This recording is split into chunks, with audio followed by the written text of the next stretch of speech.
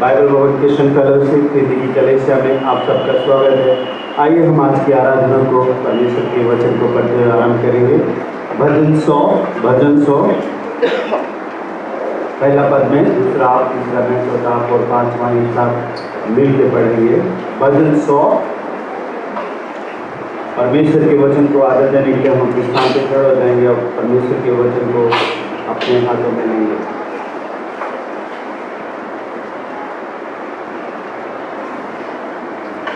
हे सारी पृथ्वी के लोगों, यहोवा का जय जयकार करो।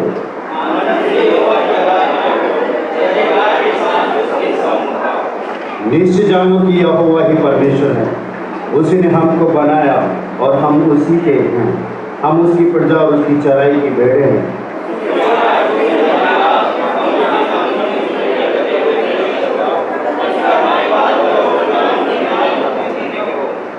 वर्ष 5 एक साथ मिल के पढ़ेंगे। क्योंकि यहोवा भला है, उसकी करुणा सदा के लिए, उसकी सच्चाई के लिए बनी है। आइए हम अपने स्वरों को झुकाएं और स्वयं की परमेश्वर को अपने मन में कहें कि प्रभु आज मैं तेरे भवन में आनंद से भर लूँ। प्रभु जी, हम धन्यवाद करते हैं इस समय के लिए प्रभु जो आपने हमें दिया। धन्यवाद करते हैं कि प्रभु ये समय हमारे लिए बड़ा ही आनंद है। प्रभु जी, बहुत सारे लोग प्रभु जी आज यहाँ पे नहीं हैं क्योंकि प्रभु जी वो संसारिक चीज़ों में आनंद ढूंढ रहे हैं। जैसे कि आज प्रभु जी मौसम बहुत अच्छा है और हर एक जन प्रभु चाहता है कि मैं और एंजॉय करूँ, परंतु हम धन्यवाद करते हैं कि प्रभु जी आप अपने भवन में हमें लेके आए प्रभु जी, ताकि हम एक साथ मिलकर प्रभु जी आपकी आराधना करें। जिस प्रकार से भजनकार कहते हैं, उसके फाटकों से धन्यवाद, उसके आंगनों में स्तुति करते हुए प्रवेश करो। सचमुच में प्रभु जी हम आपके भवन में जब प्रवेश करें तो होने दे परमेश्वर, हम आपकी स्तुति करते हुए आपके भवन में प्रवेश करना। प्रभु आप हमारी सहायता करें, मदद करें प्रभु, हमें अपनी महिमा के लिए आप इस्तेमाल करें। धन्यवाद करते हैं कि प्रभु जी आप हमारे परमेश्वर। धन्यवाद करते हैं कि प्रभु हम आनंद से आपकी आराधना स्तुति कर सकते हैं। प्रभु हम सबको आप इस्तेमाल करें और अपनी महिमा के लिए इस्तेमाल करें, ताकि प्रभु जी हमारा गाना बजाना प्रभु आपके ही नाम को महिमा करें। धन्यवाद प्रभु यीशु के नाम में, आमीन। इस समय है हम एक साथ मिलकर परमेश्वर की आराधना करेंगे।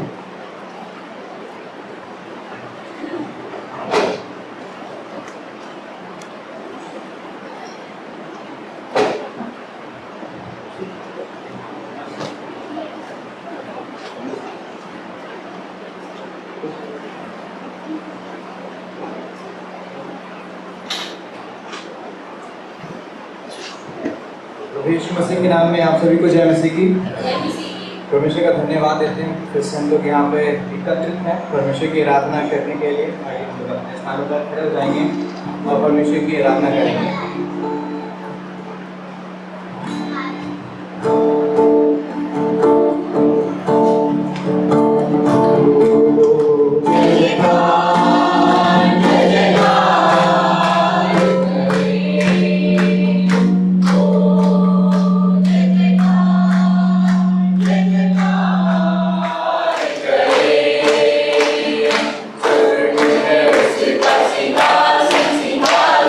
Thank you.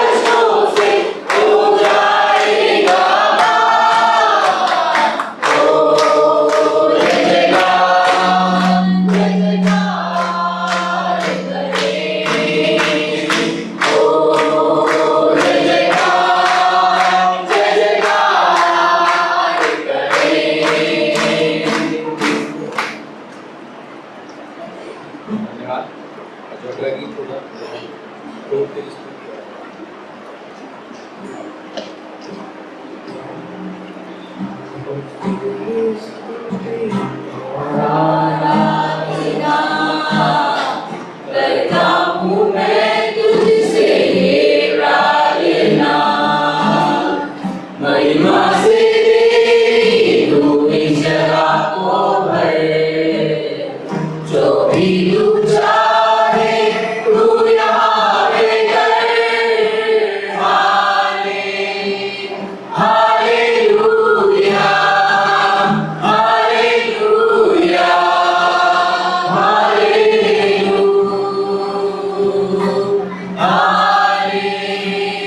Hallelujah, hallelujah,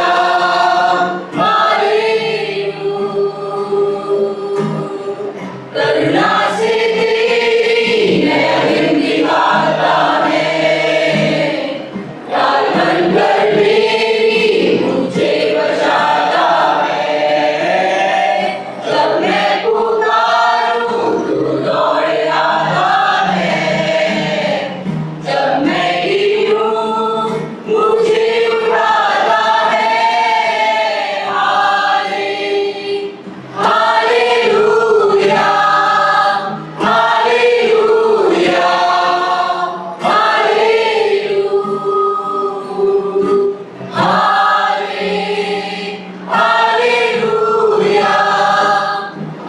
hallelujah, hallelujah.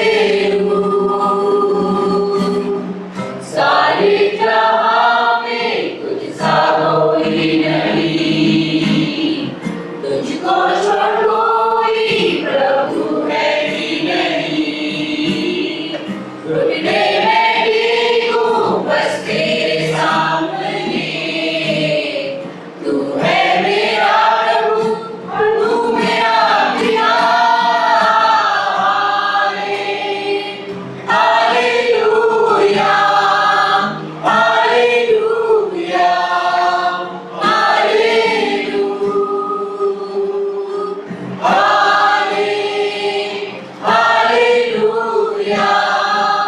Hallelujah, hallelujah, स्तुति करता हूँ मैं तुझसे ये प्रार्थना, महिमा से तेरी तू इस जगह को भर, जो भी तू चाहे तू यहाँ पे कर। हालेलुया, हालेलुया, हालेलुया,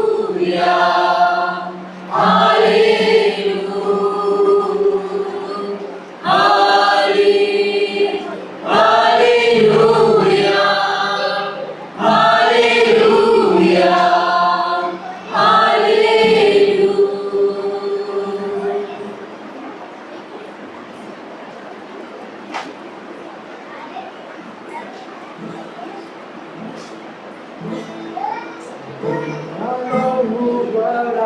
कीमती है प्रभु तेरा लहू बड़ा कीमती है, तेरा लहू बड़ा कीमती है प्रभु, तेरा लहू बड़ा कीमती है।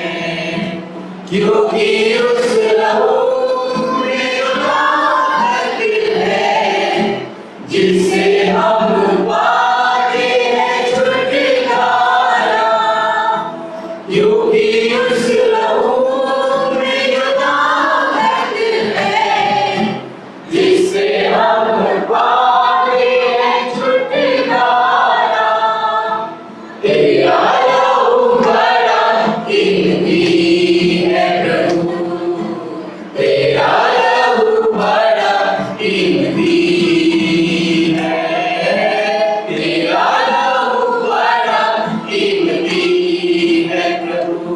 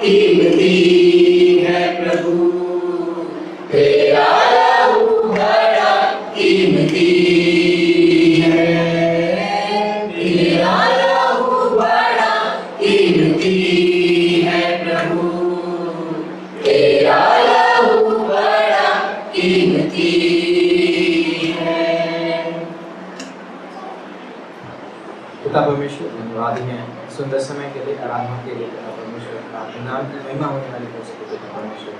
धन्यवादी हैं पिता परमेश्वर प्रत्येक जनों के लिए जो यहाँ पे उपस्थित हैं पिता परमेश्वर, आपके नाम की महिमा करने आए हैं। थोड़ी देर पिता परमेश्वर आज हम आगे के समय को आपके हाथों में सौंपते हैं, उनसे भी पिता परमेश्वर आपकी महिमा ले पिता परमेश्वर। प्रार्थना करते इस प्रार्थना को प्रभु यीशु मसीह के नाम से मांगते हैं।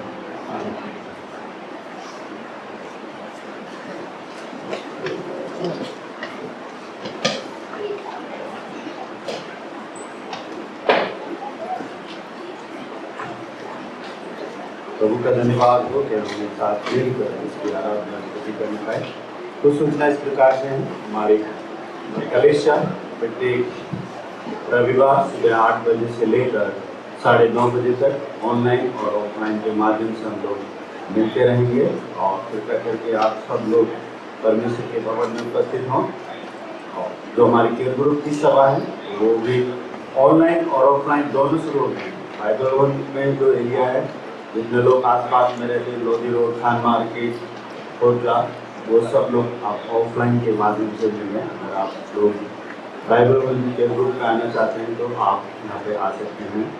और एक शनिवार को केयर ग्रुप होता है और यूजली कल हमने उसका टाइम थोड़ा चेंज करना पड़ा 2 हफ्ते के लिए, क्योंकि पहले 8 बजे से मिलते थे हम, मगर अब 8:30 बजे से मिल रहे हैं, क्योंकि 8 बजे से लेकर 8:30 तक मास्टर जी के लिए पूरी टीम, जितने भी हम स्टाफ, इंटर्न्स, स्टूडेंट हैं, उनके लिए प्रार्थना कर रहे हैं। तो डेली और आप इसमें केयर ग्रुप में जुड़ सकते हैं। जो हमारी डेली की प्रार्थना है वो 1:15 से लेकर 1:30 तक दोपहर में है और शाम को 9 बजे से लेकर 9:40 तक है। कृपया करके आप लोग ज़रूर जुड़ें। और हर सप्ताह आपको बोला जाता है आप जुड़ें, पर आपकी इच्छा है, अब ज़बरदस्ती नहीं है, आपका मन कर रहा है, मगर हमारा काम है परमेश्वर के वचन के बारे में बार बार ताड़ना देना, और आपका काम है आप सुनिए मत सुनिए। हम अपनी तरफ से कल को ये कह सकते थे, प्रभु हमने बताया, हमारा जो तुमने बोला था हमने वो तेरे लोगों तक पहुँचा दिया। ना जुड़ना ये आपका काम है। हमारा काम है प्रत्येक सप्ताह बताएंगे, आप प्रत्येक सप्ताह रिमाइंड कराएंगे। प्रभु इन सेवाओं के द्वारा हम सबको बहुत आशीष दे। हम धन्यवाद करते हैं कुछ विषयों के लिए, और कुछ विषय हैं जो धन्यवाद के हैं। धन्यवाद करते हैं पिछले दिनों में हमने कई सालों उनके बर्थडे को मनाया, हमने प्रार्थना भी की। धन्यवाद करते हैं आराधना के लिए, उसके बर्थडे को भी मना सके, हम प्रभु का धन्यवाद करते हैं। धन्यवाद करते हैं जसिका के लिए। कल उनकी मम्मी ने केयर ग्रुप में बोला कि प्रभु का मैं धन्यवाद करती हूँ कि वो फर्स्ट आएगी, तो प्रभु का धन्यवाद करते हैं। कितने आनंद की बात है ना, हमारी कलीसिया की बेटी, और प्रभु ने उसको आशीष दी। बाइबल एक चीज़ को बताती है, जितने उसे निहारते हैं उतने उसे पाते हैं। जो परमेश्वर की ओर देखते हैं वो कभी लज्जित नहीं होते। तो प्रभु का धन्यवाद करते हैं, प्रभु का धन्यवाद करते हैं। अनोखा के कल प्रोग्राम था, अनोखा में धन्यवाद करते हैं। 29 कैंपस थे बच्चे, और बहुत अच्छा हुआ। हम सोच रहे थे मैं अपना कैसे होगा कैसे नहीं होगा, और प्रभु का हम धन्यवाद करते हैं जैसे कि प्रभु ने बहुत आशीष दी। धन्यवाद करते हैं मीना मुझे के लिए, और दोनों लोग वर्शिप करने के लिए हैं वहाँ पर। धन्यवाद करते हैं भाई थॉमस के लिए, भाई मूजिस के लिए। धन्यवाद करते हैं प्रणव के लिए। प्रणव ने बेचारे ने कल अपना ट्यूशन भी मिस कर दिया, और मैं बोला था चलो मैं तुम्हें छोड़ के आ जाता हूँ 11 बजे। बोले मुझे आप नहीं जाना, मैं स्किप कर पाऊँ। और धन्यवाद करते हैं सचमुच में। और प्रभु के राज्य में बाइबल कहती है कि मैं किसी का कर्जदार नहीं। आप परमेश्वर के लिए कर रहे हैं, आपको कोई आपको पैसा नहीं दे रहा है, मगर परमेश्वर आपको उसका प्रतिफल देगा। धन्यवाद करते हैं शारन के लिए। वो इशारा करे, मेरा नाम नहीं लिया मगर पढ़ना में और शारन ने मिलके एक्टिविटी कराई, और बहुत अच्छा एक्टिविटी कराया। पूरा क्रिएशन के ऊपर में 1 डे, 2nd डे बहुत कम समय में बनाया है इन लोगों ने, मगर बहुत अच्छा खेल किया है। उन लोगों का धन्यवाद करते हैं कि परमेश्वर ने उन लोगों के बीच में सेवा करने का मौका दिया। अलग ही है उन लोगों के बीच में। हाँ, थोड़ा लगता है कि झुग्गी से आते हैं, मगर उनके साथ में आनंद आता है। जिस तरह से वो बच्चे डांस कर रहे थे ना, एक छोटी सी लड़की, मज़ा आता है देखने में ना। बिल्कुल सिखाया नहीं, मगर जैसे जैसे कर रहे थे हम वैसे वैसे करते हैं। प्रभु का धन्यवाद हो कि बच्चों ने अच्छे से सीखा। आने वाले दिनों में हम फ्राइडे से, ये कलीसिया का पार्ट है, हिंदी कलीसिया का पार्ट है, हिंदी कलीसिया से अलग नहीं है आने का। आने वाले दिनों में हम लोग वहाँ पे फ्राइडे फिर से प्रार्थना आरंभ कर रहे हैं। तो आप लोगों से रिक्वेस्ट है, अगर आप आना चाहते हैं, हम लोग 4 बजे से लेकर 5:30 बजे तक मिलेंगे वहाँ पे। अगर आप आना चाहते हैं आधे घंटे के लिए, 1 घंटे के लिए, या बच्चों के साथ कुछ समय बिताना चाहते हैं, उनके पेरेंट्स को भी बुलाते हैं फ्राइडे के दिन, क्योंकि फ्राइडे सत्संग करते हैं और सत्संग में आप लोग आ सकते हैं, बच्चों को इंगेज कर सकते हैं, उनके पेरेंट्स से मिल सकते हैं, उनके पेरेंट्स से भी बातचीत कर सकते हैं, वचन शेयर कर सकते हैं। तो ये आपके लिए और हमारी कलीसिया के लिए मौका है कि हम उनके साथ में अंडर द ब्रिज वाले बच्चों के लिए प्रार्थना करें, परमेश्वर उनकी तमाम ज़रूरतों को पूरा करें। ऐसे में बहुत मुश्किल होता है खाने के लिए भी, परंतु परमेश्वर पूरा करें। आप प्रार्थना करें पास्टर आरजी के लिए, उनकी सर्जरी होनी है, जैसा कि आप लोगों को सबको बताया गया है कि उनको कैंसर है और डॉक्टर ने एडवाइस किया है कि उनको सर्जरी करना पड़ेगा। तो आने वाले 2-3 सप्ताह में उनकी सर्जरी होगी। प्रार्थना करें परमेश्वर अच्छे डॉक्टर दे, परमेश्वर अच्छे लोग दे, डिस्करेज करने वाले नहीं, इंकरेज करने वाले लोग दे, प्रोत्साहित करने वाले लोग। ऐसे में बहुत ज़्यादा डराने वाले लोग भी बहुत होते हैं, अब तो पहले से डर जाते बंदे, पर ऐसे लोग हों जो ना हमेशा प्रोत्साहित करें ना। प्रोत्साहित करना बहुत ज़रूरी है। तो परमेश्वर की सहायता करें और विश्वास के साथ में प्रार्थना करें। जैसे उस स्त्री ने विश्वास किया था कि मैं उसके वस्त्र को छूलूंगी तो मैं चली। आप प्रार्थना करेंगे, हम प्रार्थना करेंगे तो पास्टर जी बिल्कुल चलिए। ये विश्वास होना, एक फेथ होना चाहिए। अब विश्वास के साथ प्रार्थना करें। खासतौर से बाइबल की जो मिनिस्ट्री है लखनऊ में, देहरादून में, जयपुर में, चंडीगढ़ में, अभी रायपुर में, रांची में, भोपाल में, इन सारी मिनिस्ट्री को परमेश्वर आशीष दें और जो वहाँ के लोकल लीडर हैं परमेश्वर ने अपने मुँह के लिए इस्तेमाल करें। प्रार्थना करें खासतौर से चंडीगढ़ में परमेश्वर के भवन को बनना है। एक भवन बना हुआ है, मगर एक ज़मीन परमेश्वर ने हमें दी है। प्रार्थना करें वहाँ पे एक अच्छा भवन बन सके और जिसकी हमें वहाँ पे ज़रूरत भी है, क्योंकि हमारे पास स्टाफ भी परमेश्वर ने दिया हुआ है और स्टूडेंट भी काफ़ी हो रहे हैं। तो वहाँ पे ज़रूरत है, तो परमेश्वर को बनाने के लिए तमाम प्रकार की ज़रूरत, जो भी ज़रूरत है, अच्छे कैडर जो लेते हैं लोग बनाने के लिए, वो अच्छे लोग दें। हमें चीट करने वाला लोग ना मिल सके जो हमारे साथ धोखाधड़ी करें, हमें वो लोग मिल सके जो ईमानदारी और मेहनत के साथ में कार्य करें। आप प्रार्थना करें खासतौर से बाइबल की जो भी सेवकाएँ चल रही हैं, परमेश्वर उन सेवकाइयों पर आशीष दे। प्रार्थना करें खासतौर से जो हमारे एसोसिएट गाँव में रह के सेवा कर रहे हैं, उनके लिए सेवा बहुत कठिन है। हम यहाँ पे बैठे हैं, मगर गांव में जाना बहुत कठिन है। जब से कुछ बदलाव हुए, मगर हिस्ट्री इस बात की गवाह है, इतिहास इस बात का गवाह है, जितना परमेश्वर के लोगों पर दबाव पड़ा है, जितना सताव आया है, परमेश्वर ने उतना ही अपनी तारीफ को क्या है बढ़ाया है। हम इस चीज़ पे बिलीव करते हैं ना, जितना हमें सताया गया परमेश्वर उतना ही हमें आशीष देगा। क्यों? क्योंकि परमेश्वर हमारे साथ है। मैं डरना नहीं, मैं वचन लेके जाना। कल जब अनोखा की आराधना कर रही एक लेडी आई, बंद करो ये, मैंने बोला सिस्टर आधे घंटे बाद में बंद करेंगे, ना ना आधे घंटे तक हम आराधना करेंगे।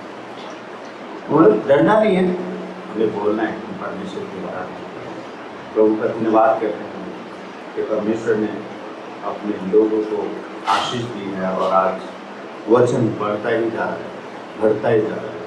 तो तमाम विषय को अपनी प्रार्थना में याद रखें। आप प्रार्थना में याद रखें, एक दूसरे के लिए आप प्रार्थना करें कि परमेश्वर हमारे बच्चों को आशीष दे, ब्लेस करे, हमारे बच्चों को परमेश्वर अपनी महिमा के लिए इस्तेमाल करे। आप प्रार्थना करें खासतौर से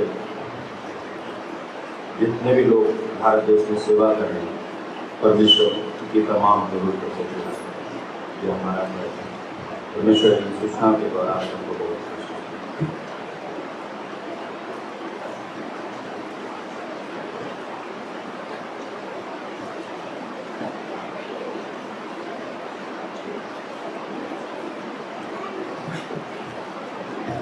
आप सबको जय मसीह की। अभी वो समय है अपने को भेंट का समय, जो हम परमेश्वर के भवन में देख रहे हैं, परमेश्वर के भवन में लेंगे। हम निवेदन करेंगे भाई विकास से कि अपने प्रेम को ग्रहण करें, और भाई जोएल से और भाई कृष्ण से निवेदन करेंगे आप ज्वाइन करें।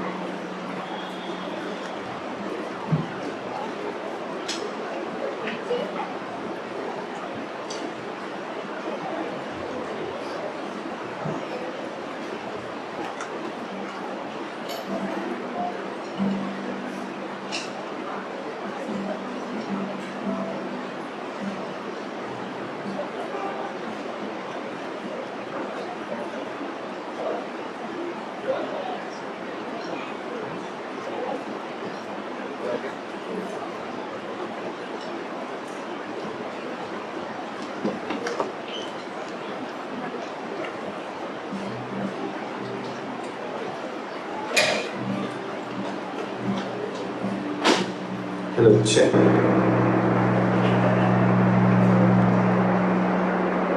Check, check, check. Check.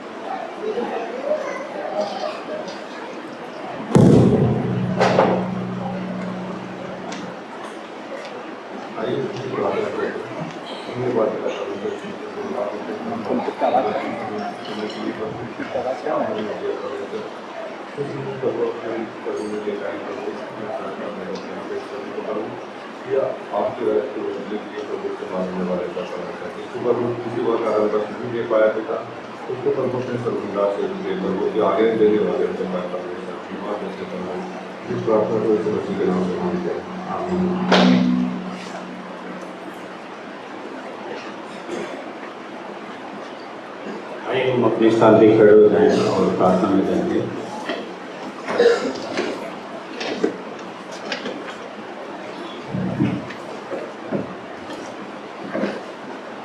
प्रभु जी, आप महान हैं, आप अद्भुत परमेश्वर हैं, दया से भरे हुए राजा हैं प्रभु जी। हम धन्यवाद करते हैं प्रभु तमाम आशीषों के लिए प्रभु जो आपने हमें दिए। धन्यवाद करते हैं कि प्रभु जी हम आपके भवन में एकत्रित हुए प्रभु आपकी आराधना के लिए। प्रभु धन्यवाद करते हैं इस अवसर के लिए प्रभु जो आपने हमें दिया। प्रभु हम सबको आप आशीषित करें, ब्लेस करें प्रभु जी। और प्रभु यहाँ पे आया हो हर एक जन प्रभु आपकी आशीषों को प्राप्त करें। प्रभु जी प्रार्थना करते हैं कि प्रभु आप हमारे मनों से बातचीत करें। प्रभु आप भी हैं वो परमेश्वर जो हमारे मन की इच्छाओं को पूरा करते हैं प्रभु जी। आपको वचन कहता है मैं तेरे मनोरथों को पूरा करूँ। प्रभु हमारे मन में ऐसी कोई बात नहीं है जिसे आप जानते ना हो। कलीसिया में आया हुआ हर एक जन प्रभु जी आशीषित होते हैं। खासतौर से अपने छोटे बच्चों के लिए जो पढ़ाई कर रहे हैं प्रभु, स्कूल में जा रहे हैं, उनके लिए प्रार्थना करते हैं कि प्रभु उनकी आप रक्षा करें। जबकि प्रभु सरकार के आंकड़े बता रहे हैं कि कोविड बढ़ रहा है, प्रभु हम बच्चों को आपके लहू में छिपाते हैं। प्रभु आपकी सुरक्षा में रखते हैं प्रभु जी। कोई भी इन्फेक्शन, कोई भी बीमारी हमारे बच्चों को छूने ना पाए प्रभु। सर से लेकर पैर तक तेरे लहू में छिपा दें प्रभु, आप रक्षा करें प्रभु। हमारी कलीसिया में जो लोग कार्य कर रहे हैं प्रभु, आप उनकी भी रक्षा करें प्रभु। आप उन्हें बचाएं प्रभु, तमाम प्रकार की बीमारियों से प्रभु बचा कर प्रभु जी। तमाम प्रकार के रोगों से प्रभु आप उन्हें छुटकारा दें प्रभु। आप ही हैं जो परमेश्वर जो हमारी रक्षा करते हैं। आप ही हैं जो प्रभु हमें बचाते हैं। आप ही हैं जो प्रभु जी हमारे जीवन को बचाने वाले ईश्वर हैं प्रभु। आप सहायता करें, मदद करें प्रभु जी। इसी प्रकार से हम प्रार्थना करते हैं प्रभु जी, खासतौर से आपके दास पास्टर राज जी के लिए प्रभु जी। आप अपने दास को प्रभु छंगाए दे दो। हे परमेश्वर पिता, वो हमारा प्रभु है और हमारी प्रार्थना को सुनने वाला ईश्वर है प्रभु। हम बड़े विश्वास के साथ में प्रभु आपके सम्मुख आते हैं और आपसे कहते हैं कि यहोवा अपने दास के ऊपर दया कर, अपने दास को बचाए प्रभु, अपने दास की रक्षा करें। जो भी सर्जरी होनी है प्रभु जी, आप अच्छे डॉक्टरों का बंदोबस्त करें, अच्छे लोग दे प्रभु जी। और प्रभु जी तेरा दास खड़ा होकर प्रभु जी सबके सामने इस गवाही को देने पाए कि यहोवा ने मेरे जीवन में बड़े उपकार किए और मेरे जीवन को बचा लिया प्रभु। हम विश्वास करते हैं कि आप अपने दास को बचाएंगे और ये प्रभु सर्जरी सक्सेसफुल होगी प्रभु जी। हम विश्वास करते हैं। इसी रीति से प्रार्थना करते हैं बहन सपना तिमोथी के लिए प्रभु जी। आप उस बेटी को पूर्ण रीति से चलाएं प्रभु। आप यहाँ तक उसको लेके आए हैं प्रभु। आपकी योजना उसके जीवन में बड़ी है प्रभु जी, बड़ी अद्भुत योजना है प्रभु।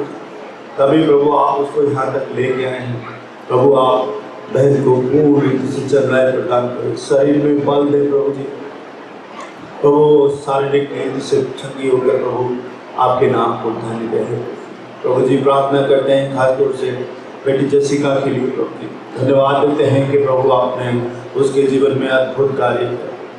आगे का समय प्रभु जो भी पढ़ाई कर रही है प्रभु उसमें सहायता करना, मदद करना प्रभु और अपनी दया करना प्रभु। हमारी कलीसिया में जिनके बच्चे बाहर में प्रभु हम उनको तेरे पवित्र हाथों में सौंपते हैं प्रभु। प्रार्थना करते हैं उनका सुजन के बच्चों के लिए प्रभु जी, भाई अर्पण के लिए प्रभु जी, उनके परिवार के लिए प्रभु जी, वर्षा के लिए प्रभु आप इन लोगों की रक्षा मदद करना।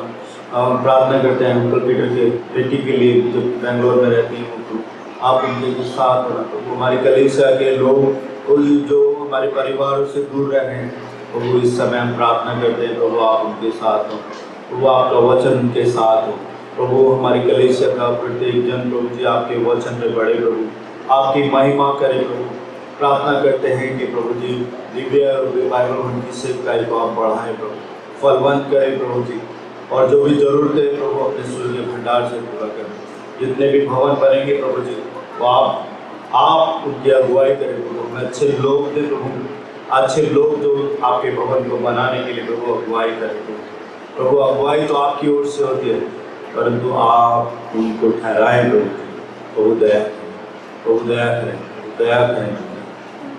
खासतौर से प्रार्थना करते हैं प्रभु जी हमारी कलीसिया में प्रभु जी जब आज आपका वचन प्रभु जी हम तक पहुँचेगा प्रभु जी, वो वचन हमारे हृदय की पट्टियों पे लिख जाए वो वचन के द्वारा प्रभु आप हमसे बातचीत करें, वचन के द्वारा हमें आशीष मिले प्रभु जी, और वचन के द्वारा प्रभु हम आशीषों को अपने ऊपर रिसीव करें और आप दया करें, अनुग्रह करें।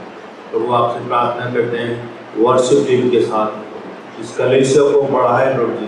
ये कलीसिया प्रभु दिन प्रतिदिन आपके नाम में बढ़ती जाए। आप हमें नए लोग दें प्रभु जी, जो आपको पाना चाहते हैं, जो आपको ढूंढ रहे हैं प्रभु जी, आप उनकी आंखों को खोल दे परमेश्वर। प्रभु आंखों को खोल दे प्रभु जी। केरपुर की सेवकाई से तेरी आशीष को मांगते प्रभु जी, लोग जुड़ने पाए प्रभु जी, आशीषों को लेने पाए प्रभु जी। आप अनुग्रह करें, दया करें प्रभु जी। सब कुछ पिताजी हम आपके हाथ में सौंपते हैं प्रभु, इस सेवकाई को हम आपके हाथ में सौंपते हैं प्रभु। आप दया करें, अनुग्रह करें। धन्यवाद करते हैं प्रभु, आपके दास पास्टर स्टीफन के लिए प्रार्थना करते हैं, जबकि आप देहरादून में हैं प्रभु जी, आप उनको भी सुरक्षित रखें। धन्यवाद देते हैं पिछले सप्ताह से प्रभु आप अपने दास को इस्तेमाल कर रहे हैं उनको पढ़ाने के लिए, प्रभु धन्यवाद करते हैं। तो जब वो आने की तैयारी कर रहे हैं प्रभु, आप उन्हें सुरक्षा के साथ लेते आए, तमाम प्रकार की परेशानियों से बचाएं प्रभु। सब कुछ आपके पवित्र हाथों में सौंपते हैं। वो एक बार फिर से अपनी पूरी कलीसिया को तो तेरे हाथ में सौंपते हैं। बहुत सारे लोग प्रभु आज भीगते भीगते आपके भवन में आए, तो आप उन्हें आशीष दें, ब्लेस करें। जितने लोग यहाँ पे हैं प्रभु जी, उन सबको आशीष दें, ब्लेस करें यीशु मसीह के नाम में, आमीन।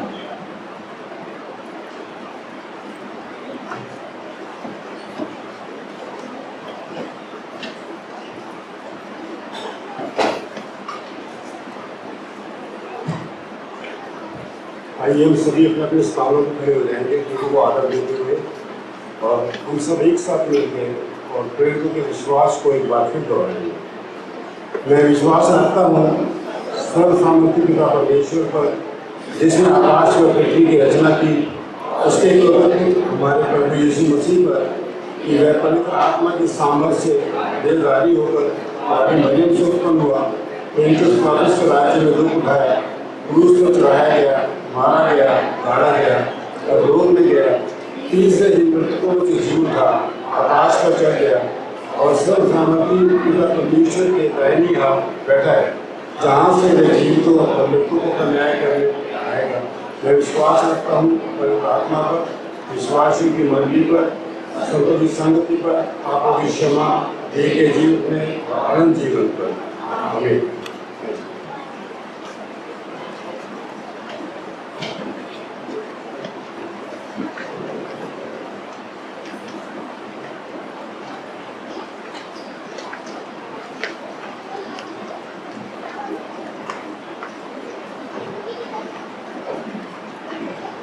ये जो समय होगा वचन में जाने का समय होगा, और इससे पहले हम लोग एक गीत गाएंगे अपने आप को तैयार करें।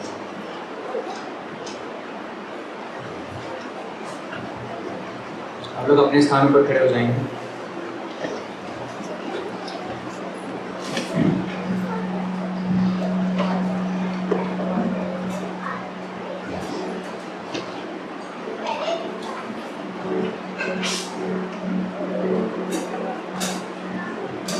परम पिता की हम स्तुति गाएं, वो ही है जो बचाता हमें।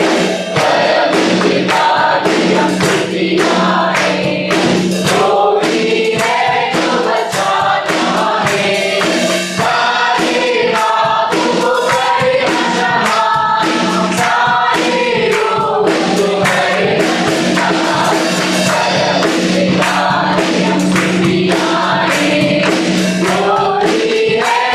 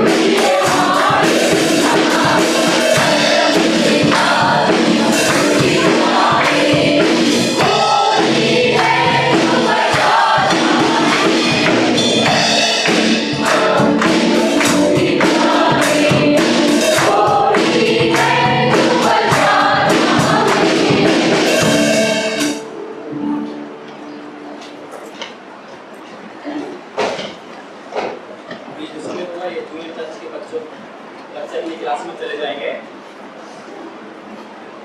जूनियर चर्च के बच्चे अपनी क्लास में चले जाएंगे और यहाँ पर उपस्थित यदि किसी के पास बाइबल नहीं है तो वचन में जाने से पहले यदि आपके पास बाइबल नहीं है तो अपना हाथ ऊपर कर दीजिए। वॉलंटियर्स आकर आपको बाइबल दे देंगे।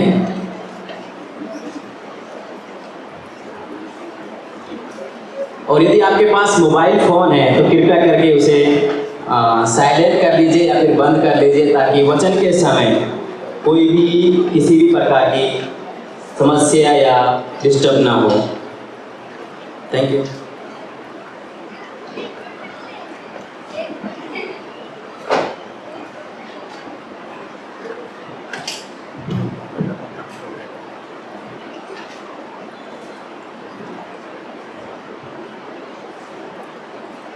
आप सबको प्रभु यीशु के मधुर नाम में जय मसीह की। आज का जो खंड है पतरस की पहली पत्री उसका दूसरा अध्याय वचन 18 से 20 तक।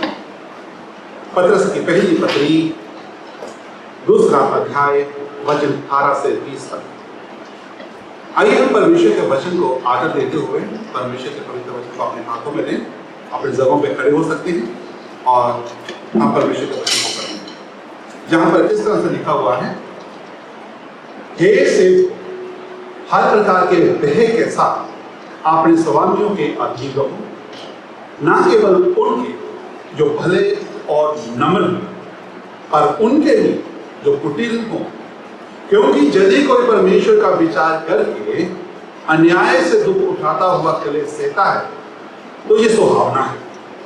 क्योंकि यदि तुमने अपराध करके घुसे खाए और धीरज धरा तो इससे क्या बड़ाई की बात। पर यदि भला काम करके दुख उठाता हो और धीरज धरते हो तो ये परमेश्वर को पाता है। ये परमेश्वर का पवित्र वचन है।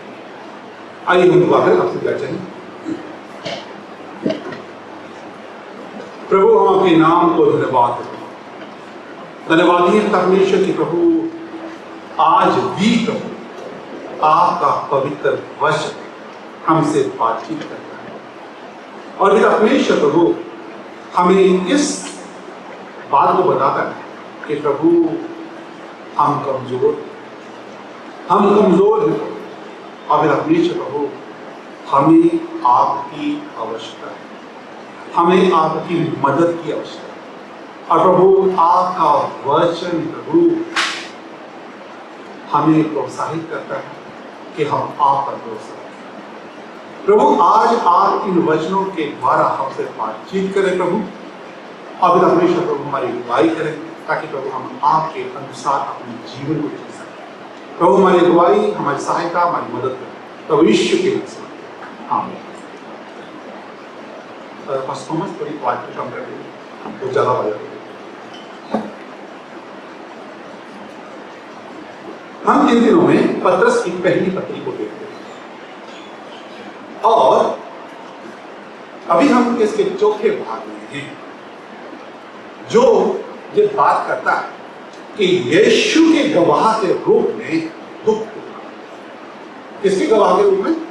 यीशु के गवाह के रूप में। यानी कि हम जो विश्वासी, हम किसके गवाह हैं? प्रभु यीशु। जब हम प्रभु यीशु मसीह के गवाह तो हमें क्या करना है? दुख उठाना। जब मैं इस बात को कहता हूं कि यीशु के गवाह के रूप में दुख उठाना, तो वास्तव में क्या कहना चाहता हूं? मैं ये कहता हूं कि ये कोई आसान रास्ता नहीं, ये कोई आसान रास्ता नहीं है, ये बहुत ही मुश्किल रास्ता है। और हम जो मसीह हैं हमें इसी रास्ते पर चलना है या इसी रास्ते पर चलना अवश्य या जरूरत है। प्रभु यीशु मसीह ने अपने वचन में कहा है, आइए मेरे साथ मत्ती के सुसमाचार के पुस्तक उसका 7वां अध्याय वचन 13-14 जहां पर लिखा हुआ है, सफेद फाटक से प्रवेश करो क्योंकि चौड़ा है वे फाटक और चौड़ा है वे फाटक और सरल है वे मार्ग जो विनाश को पहुंचाता है। और बहुत से हैं जो उससे प्रवेश करते हैं। वचन 14, क्योंकि सकेत है वे फाटक और कठिन है वे मार्ग जो जीवन को बचाता है, और थोड़े हैं जो उसे पाते हैं जब उस पर चलते हैं। प्रभु यीशु मसीह ने तो अपने चेलों को बतला दिया और इस बात को बताया कि प्रभु यीशु मसीह के पीछे चलना क्या है? कठिन रास्ता है, कठिन रास्ता है। लेकिन अब हम जो विश्वासी हैं, आज पतरस इस खंड के माध्यम से मुझे और आपको बताता है कि प्रभु यीशु मसीह के पीछे चलना कोई आसान रास्ता नहीं है, लेकिन क्या है? मुश्किल रास्ता है, कठिन रास्ता है। और हमें क्या है? इस रास्ते पर क्या है? चलने की जरूरत है। मैं प्रश्न, क्या आज हम सकरे मार्ग पर चल रहे हैं? हम जो विश्वासी हैं, क्या हमने जिन्होंने प्रभु यीशु मसीह पर विश्वास किया, क्या हम उस सकरे मार्ग पर चल रहे हैं? ये सकरे मार्ग के बारे में हम जानते हैं कि वास्तव में सकरा मार्ग क्या है? क्या हमारी कलीसिया इस सकरे मार्ग को जानती है? यदि नहीं, तो मैं आज इस मार्ग के बारे में आपसे बात करूंगा, क्योंकि जो सकरा मार्ग है ये मुश्किलों भरा मार्ग है, जिसमें आपको दुखों का सामना करना है। इसलिए मैंने तो शुरू में ही आपसे कह दिया कि ये कोई आम रास्ता नहीं, ये कोई आम रास्ता नहीं। ये जो रास्ता है वो मुश्किल वाला रास्ता है, कठिनाइयों से होकर गुजरना पड़ेगा। इस जो आज का हमारा विषय है, सकरा रास्ता या सकरा मार्ग, सकरा रास्ता या सकरा मार्ग, आज का खंड हर एक मसीहियों के लिए क्या है? बहुत लाजमी, जरूरी है, ताकि हम क्या करें? इस खंड को देखें। और जब इस खंड को देखें तो क्या करें? इस खंड से अपना मूल्यांकन करें। ये बहुत जरूरी है। और यदि हम ऐसा करते हैं तो बहुत, और यदि नहीं तो आज ये खंड हमें क्या है? इस बात को याद दिलाता है कि हम क्या करें? हम इस खंड के अनुसार अपने जीवन को जीने का प्रयत्न करें, क्योंकि ये हमारे आत्मिक जीवन के लिए बहुत जरूरी है। आज हम इस खंड से 3 बातों को सीखेंगे। इसलिए मैं आपसे निवेदन करूंगा कि आप ध्यान कर इन 3 बातों को समझें, क्योंकि ये हमारे विश्वास को और ज्यादा मजबूत कर देगा, और ज्यादा मजबूत कर देगा। जो पहली बात, विश्वास करें परमेश्वर न्यायी, विश्वास करें परमेश्वर न्यायी। जब इस बात को कहता हूं कि विश्वास करें कि परमेश्वर न्यायी है, तो मैं क्या कहना चाहता हूं? मैं आपको यह बताना चाह रहा हूं कि आप दूसरों का न्याय, आप दूसरों का न्याय ना करें, लेकिन आप क्या करें? परमेश्वर को मौका दें कि वो आपका न्याय, वो आपका न्याय। इसलिए मैं आपसे कहता हूं कि विश्वास करें कि परमेश्वर कौन है? न्यायी परमेश्वर। जब हम बाइबल को देखते हैं तो पूरी बाइबल हमें इस बात को बताती है कि परमेश्वर कौन है? न्यायी। परमेश्वर न्याय करता है, और जब वो न्याय करता है तो उसके न्याय में कुछ भी बुराई, कुछ भी कुटिलता नहीं करती, उसका न्याय 100% सत्य। इसलिए आप ध्यान रखें कि परमेश्वर न्याय है और वो आपका न्याय करेगा। जब हम पुराने नियम में देखते हैं जो आम घटना है, जब परमेश्वर ने इजरायलियों को मिस्र की गुलामी से निकाला, तो इजरायलियों ने क्या किया? परमेश्वर की गवाही दी, परमेश्वर अब तू ही है जो हमें क्या कर सकता है? मिस्र की गुलामी से बचा सकता है, छुटकारा दे सकता है। और परमेश्वर ने क्या किया? मूसा को मिस्र में भेजा और मूसा की अगुवाई के द्वारा परमेश्वर ने क्या किया, इजरायली कौम को मिस्र की गुलामी से और 40 साल तक परमेश्वर के हाथ उनके साथ साथ जंगल में बियाबान में उनके साथ साथ चलता रहा और उनका न्याय करता रहा। और परमेश्वर जब भी न्याय करता वो 100% सही। जब हम वचन 18 को देखते हैं, जब हम वचन 18 को देखते हैं तो इसका पहला ही शब्द क्या कहता है, हे सेवको, हे सेवको। ये सेवक कौन है? ये सेवक कौन है? जो वचन यहां पर हमें बता रहा है उन सेवकों के बारे में जो लोग किसी के घर में रह सेवा, ये उन सेवकों के बारे में बात करता है जो किसी की दुकान में काम, ये उन सेवकों के बारे में बात करता है जो किसी के जहां पर भेड़ बकरी चराते, ये उन सेवकों के बारे में बात करता था जो अपने मालिक के लिए कमाते। दूसरे शब्दों में चलिए मैं इसे कहूं तो हर एक व्यक्ति किसी न किसी का है सेवक, किसी न किसी का है सेवक, जो क्या कर रहा है, एक दूसरे को अपनी सेवा दे रहा है। देखिए जब हम इस शब्द के अनुसार देखते हैं तो क्या कहना चाह रहा है पत्रस से, कहना चाह रहा है ये सेवको हर प्रकार के भय के साथ अपने स्वामियों के अधीन रहो। यदि आप किसी को सेवा दे रहे हो तो क्या करना है, आपको उस स्वामी के अधीन। क्यों हमें ऐसा करने की जरूरत है? क्यों? जब हम इसको और गहराई से देखें तो ये वचन हमें क्या है, इसके बारे में बताता है कि ये सेवक कौन है, किसने ठहराया हुआ सेवकों को? परमेश्वर। परमेश्वर ने इन सेवकों को, इन स्वामियों को क्या किया है, हम पर ठहराया है। यदि परमेश्वर ने इन स्वामियों को हम पर ठहराया है तो हमें क्या करना चाहिए, हमें उनके अधीन रहने की जरूरत है। क्यों? क्योंकि इस बात को कौन कह रहा है, स्वयं परमेश्वर कह रहा है।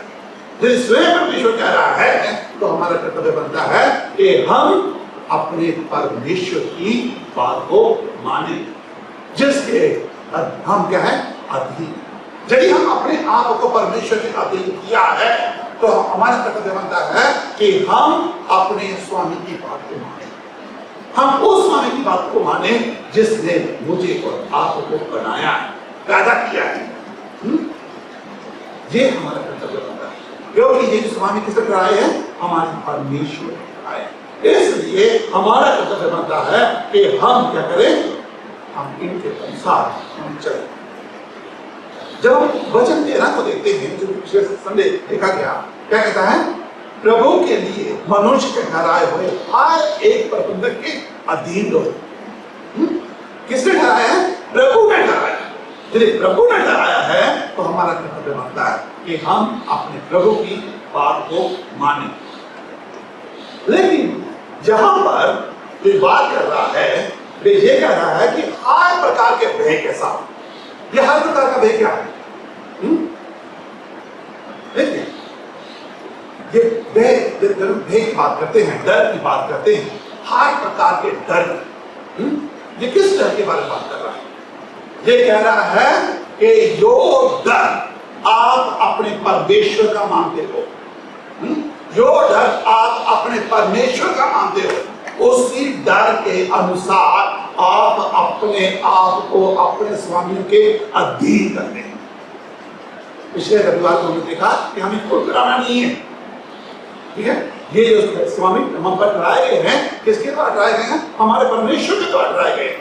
लेकिन आज उसके एक कदम आगे बढ़ जाता है और कहता है कि हमें क्या करना है, हर प्रकार के भय के साथ अपने स्वामी के अधीन रहना है। क्यों हमें ऐसा करना है? क्योंकि ये हमारे परमेश्वर ने हमको ठहराए हैं। जब लोगों को सुसमाचार प्रचार किया जा रहा था ना, जब लोगों को उस समय सुसमाचार प्रचार किया जा रहा था और लोगों को जो संदेश दिया जा रहा था वो क्या दिया जा रहा था कि प्रभु यीशु मसीह ने तुम्हें क्या कर दिया? स्वतंत्र कर दिया, आजाद कर दिया। और कुछ लोग सोचते थे कि अब तो हम क्या है? आजाद हो गए, प्रभु ने हमें आजाद कर दिया। अब क्या है? हम जैसा चाहे वैसा अपने जीवन को व्यतीत कर देते हैं, कर सकते हैं, क्योंकि प्रभु ने सुसमाचार में क्या कर दिया? आजाद कर दिया। लेकिन पतरस कहना चाह रहा है ऐसी बात नहीं। प्रभु यीशु मसीह ने हमें जो आजाद किया है, किससे दिया है? हमें पाप की गुलामी से आजाद कर दिया है। लेकिन जो प्रभु ने आपके ऊपर अधिकारी ठहराए हैं, आपको क्या करना है? उनके अधीन रहने की जरूरत है। यदि आप अपने आप को अपने स्वामियों के अधीन रखेंगे तो क्या होगा? सब कुछ बेहतर चलेगा। लेकिन देखिए, वो केवल यहीं तक ही नहीं छोड़ता। देखिए क्या कहता है वचन 18 का अगला भाग, क्या कहता है?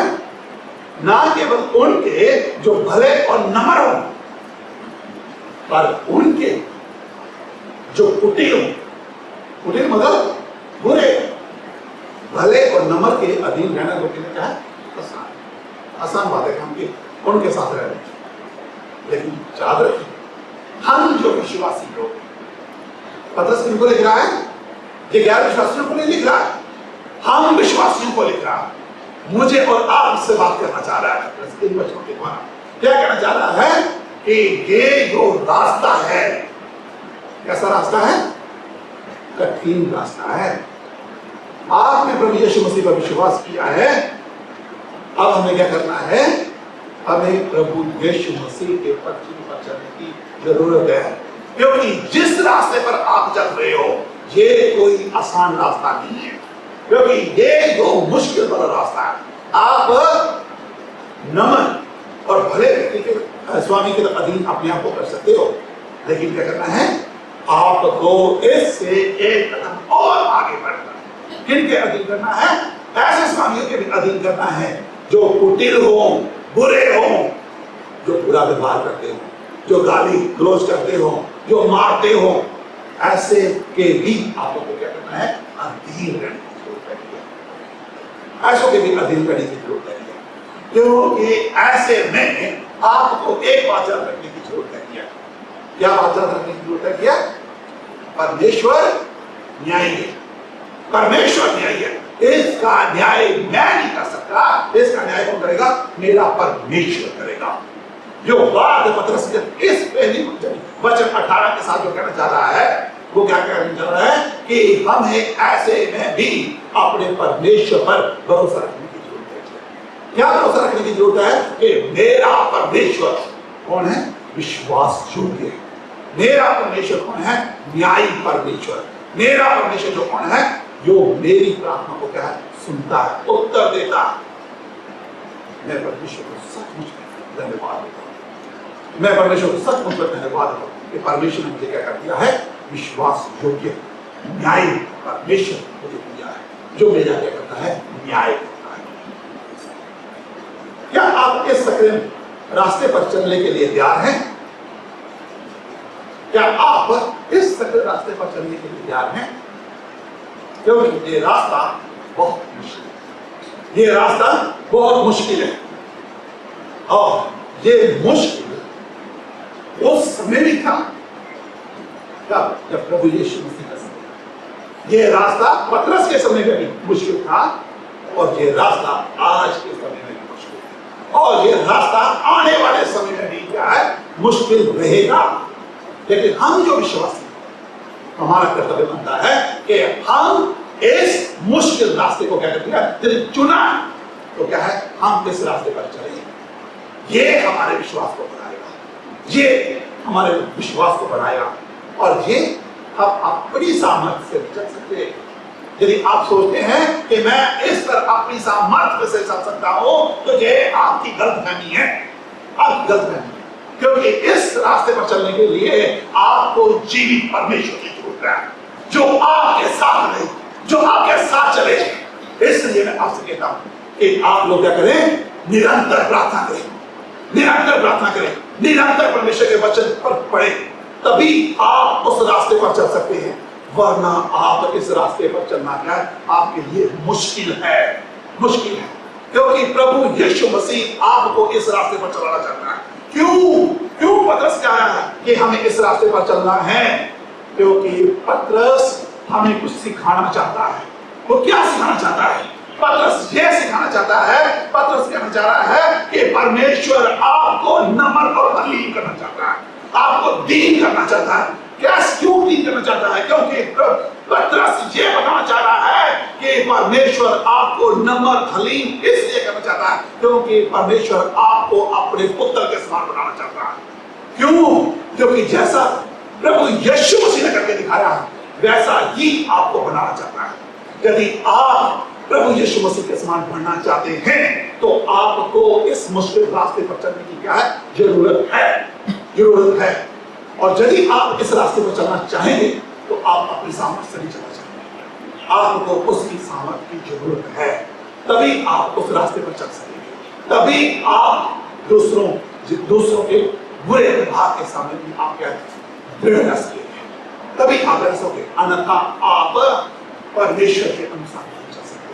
परमेश्वर आपको अपनी संतान बना लिया है और परमेश्वर आपको अपने पुत्र की समानता में लाना चाह रहा है, उसकी परछाई में लाना चाह रहा है। यदि आप उसकी परछाई में बढ़ना चाहते हैं तो आपको इस मुश्किल रास्ते पर होकर चलने की जरूरत है। यही प्रभु यीशु मसीह आपको इस रास्ते पर चलाएगा, वो सामर्थ्य देगा। याद रखें, वो आपके साथ है, वो आपके साथ है, वो आपकी अगुवाई करेगा। तब आप अपने परमेश्वर की महिमा करेंगे, तब आप अपने परमेश्वर की बड़ाई करेंगे। याद रखें, ये रास्ता बहुत मुश्किल है और इस बात को याद रखें कि हमारा परमेश्वर न्याय परमेश्वर है, हमारा परमेश्वर न्याय परमेश्वर है। दूसरी बात,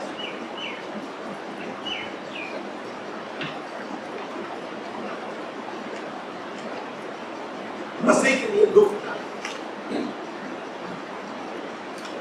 मसीह के लिए दुख उठाए। जब मैं इस बात को कहता हूं मसीह के लिए दुख उठाएं, तो मैं क्या करना चाहता हूं कि आप मसीह के लिए दुख से ही, मसीह के लिए क्या करें, दुख से ही आप सुसमाचार के लिए दुख से, आप दूसरों के लिए दुख से, दूसरों के लिए दुख से, ठीक हम भी दूसरों के लिए ठीक उस तरह से जैसे प्रभु यीशु मसीह ने क्या किया, मेरे और आपके बदले में अपने आप को कल्वरी क्रूस पर कुर्बान कर दिया। किस लिए? ताकि मैं बचाया जा सके, ताकि आप बचाए जा सके। प्रभु यीशु मसीह ने क्या किया, मुझे और आपको बचाने के लिए अपने आप को कल्वरी क्रूस पर दे दिया। यदि उसने ऐसा किया, अब मेरा और आपका कर्तव्य बनता है, हम क्या करें, हम भी मसीह के लिए दुख से। क्यों? क्योंकि परमेश्वर ने हमें अपनी संतान बना दिया, परमेश्वर ने हमें अपनी संतान बना दिया। देखिए वचन 19 का कहता है, क्योंकि यदि कोई ये विचार, क्योंकि यदि कोई परमेश्वर का विचार करके अन्याय से दुख उठाता हुआ क्लेश देता है, तुझे सुहावना है। पतरस क्या कहना चाह रहा है? पतरस ये कहना चाह रहा है,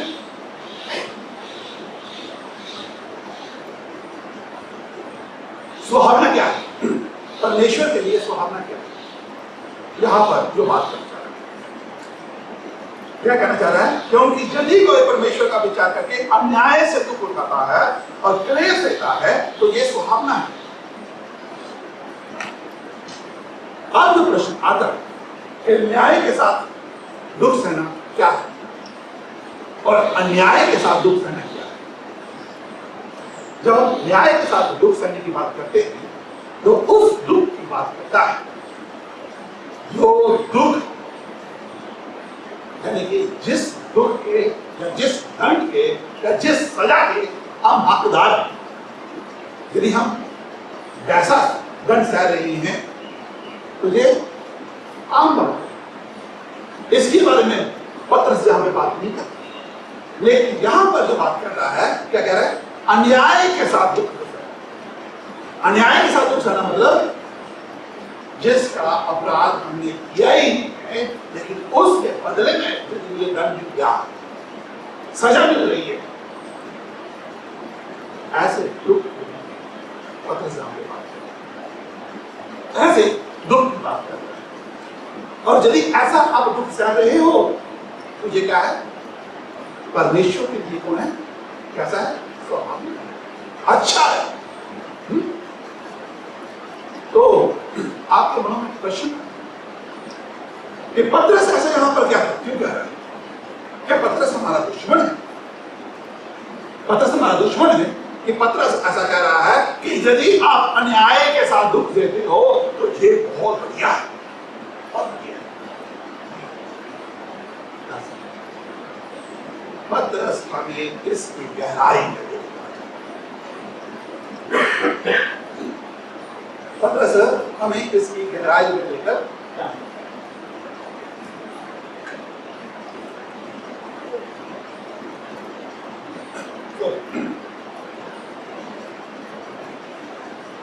याद रखिए, पत्रस किनको लिख रहा है?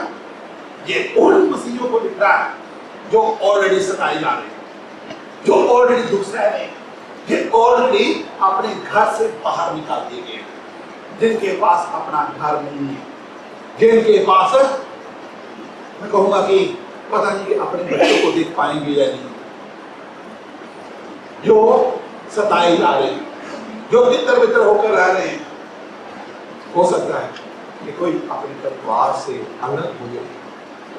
ऐसे मसीहों को पत्रस यहां पर लिख रहा है और क्या कह रहा है कि यदि तुम लोग अन्याय के साथ दुख सहते हो तो ये परमेश्वर के लिए भला है, सुहावना है। सोच, अगर कोई हमसे ऐसा कहे कैसा लगेगा? हमारा प्रतिक्रिया क्या होगा? पागल हो गया है, क्या कह रहा है? लेकिन परमेश्वर का वचन हमें ऐसा करना, हम कहेंगे कि ये परमेश्वर की ओर से नहीं, लेकिन ये तो अपने आप से बोल रहा है। लेकिन देखिए, जब हम इसकी गहराई में जाएंगे तो तब कहेंगे कि वाह, वास्तव में पत्रस क्या करना चाह रहा है? हमारे लिए ये लिख रहा है, मेरे लिए लिख रहा है। आइए मैं आपको गहराई पर लिखता हूं। ऐसा लगता है कि पत्रस हमारा दुश्मन है। आइए मेरे साथ एक बार फिर से वचन 19 को पढ़ें। क्या कहता है? यदि कोई परमेश्वर का विचार करके ऐसा करता है, अर्थात परमेश्वर आपको, आप ही हमें ऐसी परीक्षाओं में से होकर लेके जा रहा है। किस लिए लेके जा रहा है? कि आप परखे जाएं। याद है मत्ती रचित सुसमाचार उसका 3रा अध्याय, जब प्रभु यीशु मसीह बपतिस्मा लेके बाहर आते हैं तो लिखा है आकाश खुल जाता है और परमेश्वर का वाणी आती है, ये मेरा प्रिय पुत्र है जिससे मैं अति प्रसन्न हूं। और उसके बाद लिखा है कि परमेश्वर का आत्मा उसे जंगल में ले गया, दयावान में ले गया। किस? ताकि वो उसकी परीक्षा हो सके। हैं? यहां पर क्या हो रहा है? पत्रस यानी कि हमें आप इस वचनों को लिखकर क्या कर रहा है कि परमेश्वर हमें परखना चाहता है। किस लिए परखना चाहता है? किस लिए हमारी परख होगी? ताकि हम परखे जाएं, हमारा विश्वास बरका जाए, ताकि हम इस परीक्षा की घड़ी में से होकर गुजरे। यदि आप सताए जा रहे हैं तो याद रखें ये आपकी परीक्षा की घड़ी है, और जब किसी की परीक्षा होती है उस समय बड़ी मुश्किल से गुजरना होता है। जब बच्चों की परीक्षा होती है तो बच्चे क्या कहते हैं, किताब ही नहीं छोड़ते। क्यों? क्योंकि हमें परीक्षा से क्या होना है, पास होना है। देख यहाँ पर पत्रस क्या करना चाह रहा है कि ये जो परीक्षा की घड़ी है, और जहां पे कौन लेके आ रहा है, स्वयं परमेश्वर आपको इस परीक्षा में से होकर लेके जाना चाहता है, क्योंकि परमेश्वर इस बात को जानता है कि हम किस परिस्थितियों से होकर गुजर रहे हैं। परमेश्वर आप ऐसा कर रहा है ताकि हम मजबूत हो सके। उदाहरण के जब किसी पहलवान की ट्रेनिंग होती है तो ऐसा लगता है, जिस बंदे की ट्रेनिंग होती है, जिस पहलवान की ट्रेनिंग होती है, ऐसा लगता है कि अब तो उसने मेरी हड्डियां तोड़ देगा, क्या मार ही देगा। लेकिन वो उसकी परीक्षा की घड़ी है, लेकिन उसके बाद क्या होता है, वो सब इसलिए होता है ताकि वो मजबूत पहलवान बन सके, मजबूत पहलवान बन सके। और ठीक उसी तरह से जहां पर पत्रस को बताना जा रहा है कि परमेश्वर आपको आपके विश्वास में मजबूत करना चाहता है। परमेश्वर क्या करना चाह रहा है, आपको अपने में लाना चाह रहा है। जैसा परमेश्वर है वैसा आपको बनाना चाहता है। प्रभु यीशु मसीह ने क्या किया, जब प्रभु यीशु मसीह को कोड़े मारे जा रहे, जब प्रभु यीशु मसीह के मुंह पर थूका जा रहा, प्रभु यीशु मसीह ने गethsemane में अपने चेलों को बता दिया, क्या तुम्हें मालूम नहीं है कि मैं अभी परमेश्वर से दुआ करूं तो वो क्या करेगा, 12 से भी अधिक सैनिक यहां पर, और क्या करेगा, स्वर्गदूत आएंगे और वो तो मुझे इनके हाथों में करेंगे। ले ये सब कुछ परमेश्वर की महिमा है। ठीक उसी तरह से यदि आप सताए जा रहे हैं तो परमेश्वर की महिमा के आप क्या सोचते हैं कि परमेश्वर ये चाहता है कि हम मसीही लोग दुख उठाएं, ऐसे। लेकिन पत्रस इसके माध्यम से जो हमें संदेश दे रहा है वो क्या देना चाह रहा है कि मसीह ने भी तो ऐसा किया है। मसीह ने भी तो यही किया है, क्योंकि हम किसकी परछाई हैं, मसीह की परछाई। तो हमें भी मसीह की तरह करने की क्या है, जरूरत। यदि हम मसीह की तरह कर रहे हैं तो मसीह कहां पे है, हम, क्योंकि हम किसकी परछाई हैं, मसीह की परछाई है। और यदि हम भी ऐसा ही कर रहे हैं, अन्याय के साथ दुख सह रहे हैं, दुख सह रहे हैं, कलेश सह रहे हैं, तो मसीह कहां पे है, मेरे अंदर। क्योंकि मेरे अंदर किसकी परछाई दिखाई दे रही है, मसीह की परछाई दिखाई दे रही है। परमेश्वर चाहता है कि हर एक विश्वासी के अंदर मसीह की परछाई दिखाई दे। क्या आप चाहते हैं कि आपके अंदर मसीह की परछाई दिखाई दे? यदि आप चाहते हैं कि मेरे अंदर मेरे मसीह की परछाई दिखाई दे तो आपको इन दुखों से, इन कलेशों से होकर जाना पड़ेगा। आप अपने आप को त्याग करें। क्या ये वास्तव में हमारे लिए सुसमाचार नहीं? क्या वास्तव में ये हमारे लिए सुसमाचार है कि हमारे अंदर से मसीह की परछाई दिखाई दे? लोग मेरे अंदर से किसको देखेंगे, मसीह को देखेंगे। यदि आप कलेश से होकर गुजर रहे हैं तो आपके अंदर से मसीह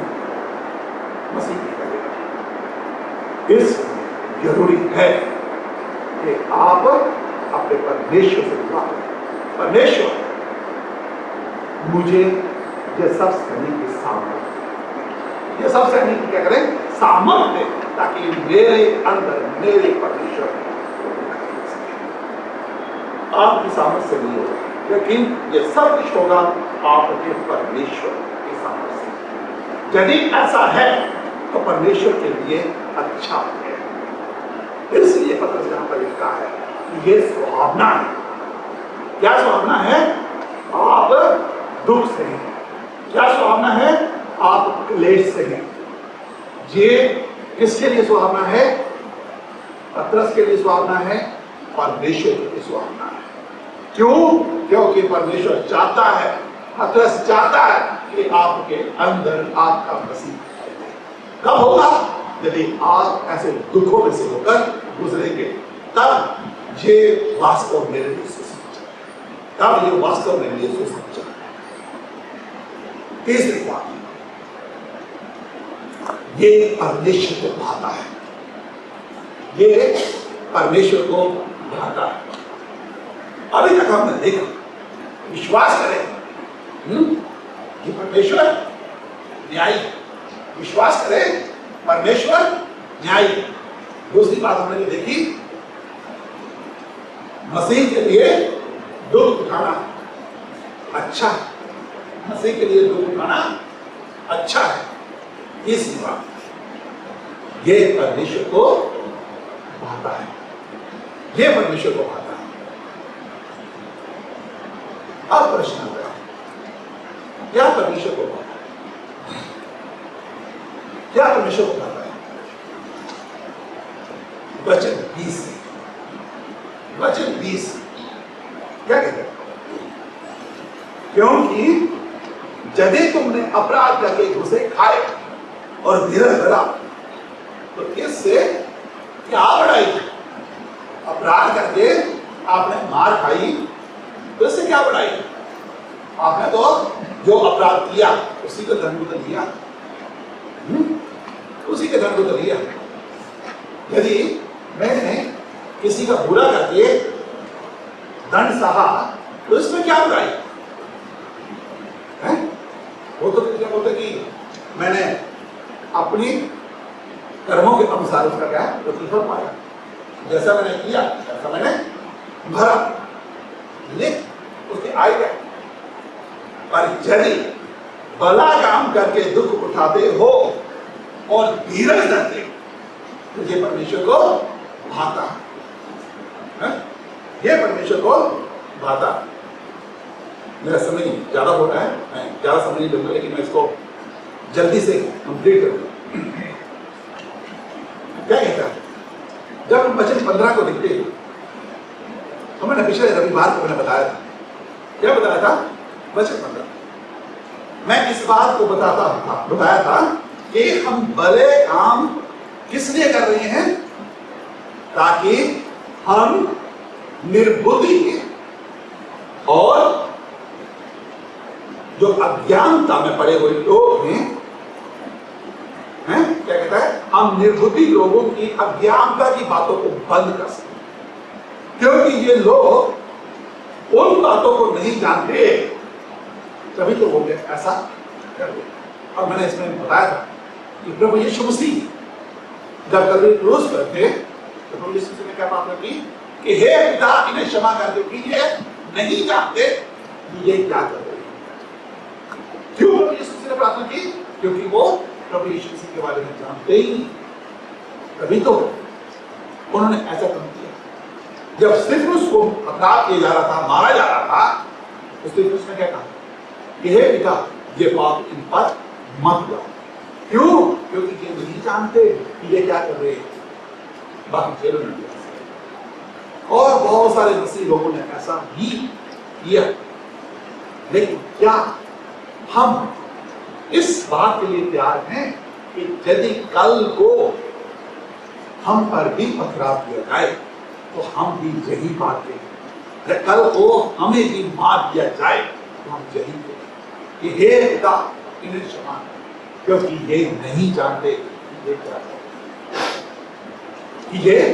क्या कर रहे हैं। क्यों?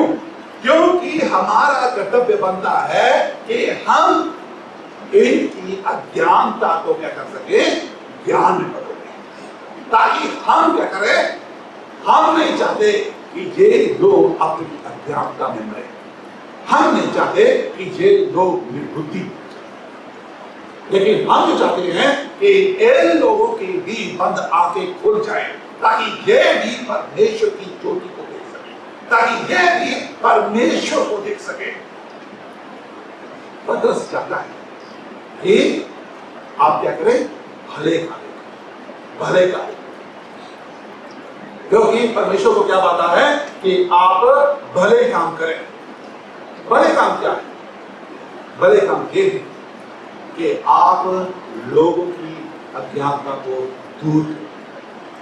भले काम क्या है कि आप लोगों को जीवित परमेश्वर को क्या दिखाएं, मिलाएं। मती कहता है पहाड़ी प्रदेश में मत्ती 4:5 अध्याय कहता है, धन्य है वे जो मेल कराने वाले हैं, क्योंकि वे परमेश्वर के पुत्र कहलाएंगे। धन्य है वे जो मेल कराने वाले हैं। आप लोगों, आप उन निर्बुद्धि लोगों को अपने परमेश्वर के साथ मिलाएं, ताकि वो परमेश्वर को देखकर किसकी बड़ाई कर सके, हमारे परमेश्वर की बड़ाई कर सके। तब हमारे परमेश्वर को महिमा मिलेगी। ये परमेश्वर को भाता है। परमेश्वर को क्या बात है कि आप उन लोगों को जो अंधकार में पड़े हुए हैं, उनके सामने ज्योति आप क्या करें, प्रभु की ज्योति उनका चमकाएं, प्रभु के वचन उनको दिखाएं, प्रभु की प्रतिज्ञाएं उनको बताएं कि प्रभु ने ऐसे ऐसे किया। तब क्या होंगे, लोग अपनी ज्ञानता में, लोग प्रभु को जानकर प्रभु के साथ चलेंगे। और परमेश्वर चाहता है कि आप ये काम करें, आप भले काम करें, आप लोगों के उद्धार का काम करें, ताकि क्या कर सकें, लोग उद्धार पा सकें। यदि आप ऐसा काम कर सताए जाते हैं, यदि आप ऐसा काम कर आपका पथराव किया जाता है, मार दिए जाते हैं, कलेश से थी, तो याद रखिए ये रास्ता आसान रास्ता नहीं है, ये रास्ता सकरा है। क्योंकि प्रभु यीशु ने क्या कहा है, सकेत है वो फाटक जो जीवन को बचाता है, और बहुत कम है जो उस रास्ते पर चलते हैं। इसलिए क्योंकि ये रास्ता कठिन रास्ता है। याद रखें, प्रभु आपको उसी रास्ते पर लेके जाना चाहता है, इसलिए ताकि आप जीवन को, प्रभु आपको वहां पर इस्तेमाल करना चाहता है जहां पर आपका विरोध किया जा सके, जहां पर आप सताए जा सके। प्रभु आपको वहां पर इस्तेमाल करना चाहता है, किस लिए, ताकि आप इस कठिन रास्ते पर चल सके, ताकि आप प्रभु के लिए अपने जीवन को कर सके। यदि आप ऐसा करते हैं तो प्रभु क्या करेगा, प्रभु आपको इस कठिन रास्ते पर चला रहा है। और याद रखें, जब आप कठिन रास्ते पर चलते हैं, जब आप स्टाफ का सामना करते हैं, ये आपकी परीक्षा की घड़ी है। थोड़े समय जब, लेकिन आप परीक्षा में सफलता प्राप्त करेंगे तो आपके लिए आप उस को प्राप्त करेंगे। आज आप इस घर से क्या लेकर सकते हैं आपके साथ? आज आप इस खंड से अपने साथ क्या लेकर सकते हैं? पहली बात, हम अपने आप को अपने स्वामियों के अधीन, स्वामियों के अधीन को, क्या हम आज ऐसा कर रहे हैं? या आज हम ऐसा कर रहे हैं? जवाब आपके पास, जवाब आपके पास। मसीह ने तो हमारे सामने नमूना रख दिया, और उसके बाद जब हम मसीह के चेलों को देते हैं तो उन्होंने भी ऐसा करके दिखाया। लेकिन क्या आज मैं अपने स्वामी के अधीन किया? सबसे पहले तो हमें इस बात को करने की जरूरत है कि मेरा स्वामी मेरा, यदि आपने अपने आप को अपने परमेश्वर के अधीन कर दिया है तो आपको मुश्किल नहीं होगा अपने स्वामी को। यदि आपने अपने परमेश्वर के अधीन ही अपने आप को किया है, तो आप अपने जो संसारिक स्वामी है उसके अधीन कैसे कर पाएंगे? यदि आपको मुश्किल का सामना करना पड़ रहा है, तो इसका अर्थ है कि आपने अभी अपने आप को उस स्वामी के अधीन, उस स्वामी के अधीन। जरूरी है कि हमें क्या करना है? हमें अपने आप को अपने परमेश्वर के पास। क्या आप इस बात को जानते हैं कि परमेश्वर के लिए अच्छा क्या है? परमेश्वर के लिए अच्छा क्या है? कि आप दुख और कलेश से ऐसा करना क्यों जरूरी है? क्योंकि हमारा परमेश्वर हमें नंबर 3 अलीम करना चाहिए। क्यों?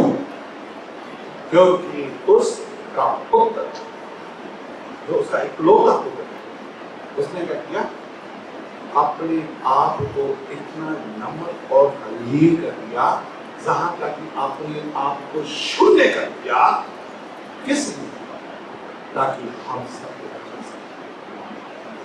और परमेश्वर चाहता है, परमेश्वर के लिए अच्छा है कि हम जो उसके संतानें हैं, जितनों ने उसे ग्रहण किया, उतनों उसने परमेश्वर के संतान होने का अधिकार दिया। जितनों ने प्रभु यीशु मसीह पर विश्वास किया, जो आप जो परमेश्वर की संतान बनी है, परमेश्वर चाहता है कि वे भी उसी तरह से अपने आप को नम्र दीन कर, ताकि हम परमेश्वर की संतान बन जाएं, ताकि हम परमेश्वर की संतान करें। परमेश्वर हमें नम्र दीन कर देता है, और ये इसलिए परमेश्वर के लिए क्या है? अच्छा है। परमेश्वर नहीं चाहता कि आप बुरे काम करके दंड सहें। वचन 14 इसी बात को वैसा यहां पर कि आप अच्छे कामों के कारण दुख सहो, ये परमेश्वर को भाता है। मसीह ने भी तो कल्वरी क्रूस क्या किया? अच्छा काम किया। क्या अच्छा काम किया?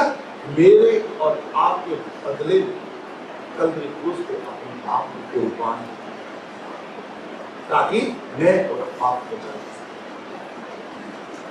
जो अच्छा काम आप, क्या आप दूसरों को बचाने के लिए दुख सहे?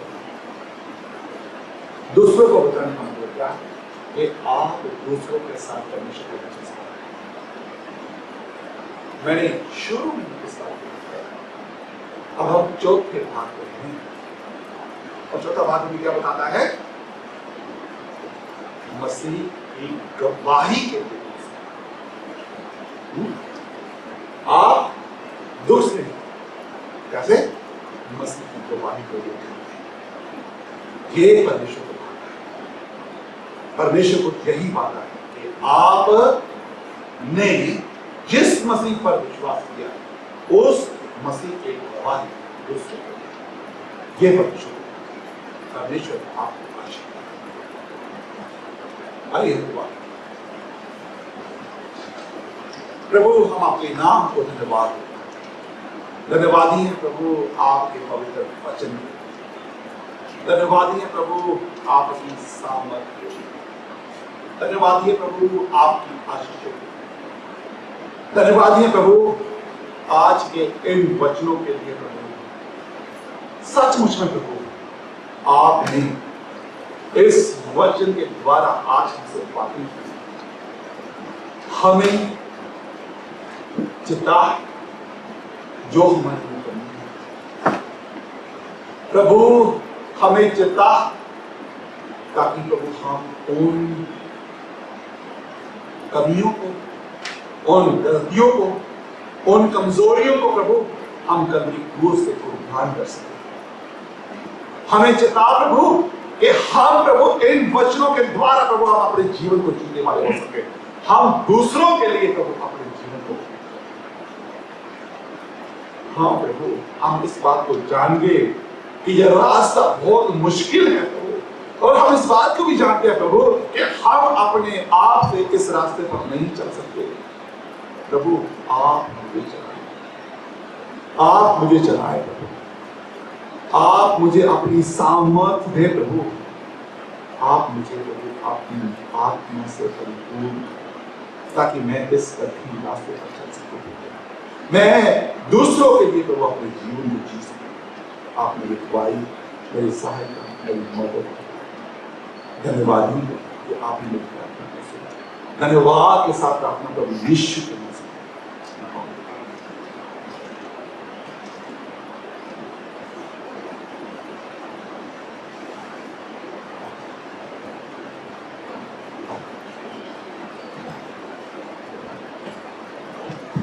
धन्यवाद पास्टर माइकल।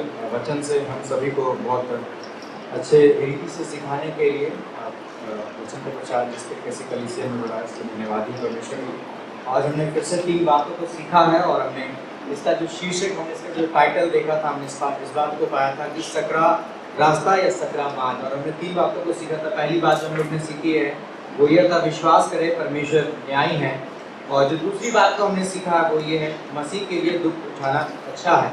और जो आखिरी बात हमने सीखी थी वो ये है, यह परमेश्वर को भाता है। और पास्टर माइकल ने लागूकरण में हमें बहुत अच्छी रीति से समझाया कि किस तरीके से हमें अपने स्वामियों के अधीन रहना है, या खास तौर से जिसने हमें बनाया, हमारा जो सृष्टिकर्ता परमेश्वर है, उसके अधीन में रहना है। और हमने ये भी देखा कि हमें किस तरीके से दुख सहने की ज़रूरत है, और जब हम उसको सहते हैं तो हम क्या पाते हैं कि हमारे परमेश्वर की हम गवाही देते हैं, जो हमारे जीवन को देते हैं। तो आइए हम लोग हमने जो वचन सीखा है, हम लोग आने वाले समय में के ग्रुप में ऑनलाइन के माध्यम से मिलेंगे, और यहाँ पर भी फ्राइडे को होता है डीजे हॉल में। तो आप अगर यहाँ पे कोई आना चाहता है तो आप सब यहाँ पर भी आ सकते हैं। धन्यवाद।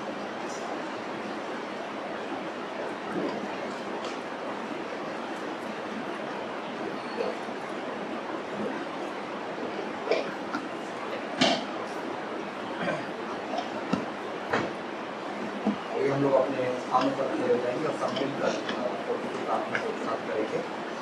हे हमारे पिता, आप जो स्वर्ग में हैं, आपका नाम पवित्र माना जाए, आपका राज्य आए, आपकी इच्छा जैसे स्वर्ग में पूरी होती है वैसे ही पृथ्वी पर भी हो।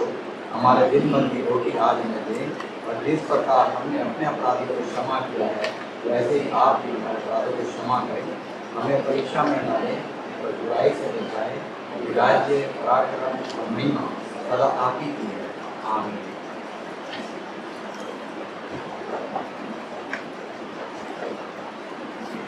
आशीष वचन में जाएंगे।